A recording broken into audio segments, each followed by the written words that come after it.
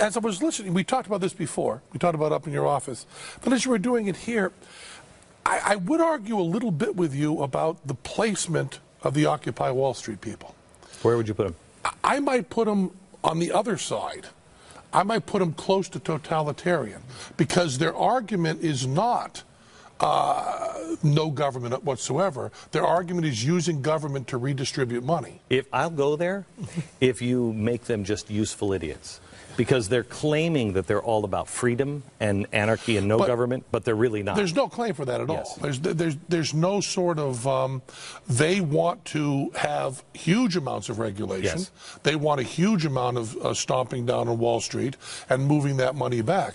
And that whole 1% thing, I mean 90%, they are all in the 1% of the world. Right. And that's the part that's, in order to make that argument, in order to be as rich as the Occupy Wall Street people are, you have to completely ignore the whole world. I mean, 300 million people in the United States is a very small number when you're talking about knocking on 7 billion worldwide.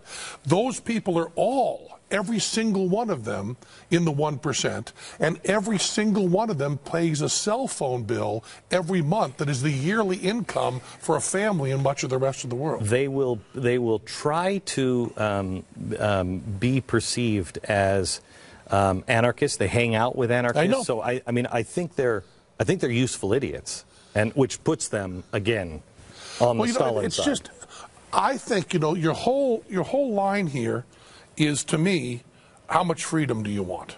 Yes. And the idea, the way I sum up the Constitution, is we do the minimum amount of government we can have that assures individual liberties. It's Correct. all about it. And I was saying this back to you. People talk about there being a Judeo-Christian country being built on Christian values, which, as an atheist, I believe in completely. But the most important Christian value it's built on is Martin Luther's idea of forming Protestantism, that the individual communes with his God. Yes. The individual makes that decision. It's not top-down, it's individual. And individualism is the idea that is most important in the U.S. And I would just say that whole slide is, how far can we go? What's the minimum we can go in government that gives every individual as much freedom as possible? That's what they were trying to do. Yeah. And would you agree that we're about there? Yeah.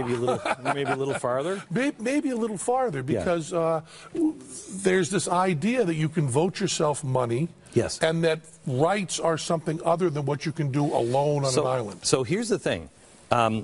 There has to be a groundbreaking shift in people's thinking, and it's in a very small way. It's why I just partnered with Vince Vaughn, because I want people to look at that and go, wait, one of these things just doesn't belong. Yeah. Vince Vaughn and Glenn Beck, how does that work? Yeah. And short circuit what they think they know. Well, the thing that bothers me the most about all of this is tribalism. I think tribalism, pride in a group of people, is the most negative thing we have. It stops people from going across different lines. And it bothers me on sports teams. I'm not a sports guy. It bothers me on all of this that you can be, and we've gone through this a million times, I won't do it again, but, Tommy Smothers attacking me because I went on your show, because he sees me as part of his tribe and you're a different tribe and I'm not supposed to do that. Whereas the idea of the marketplace of ideas is that everybody talks to everybody.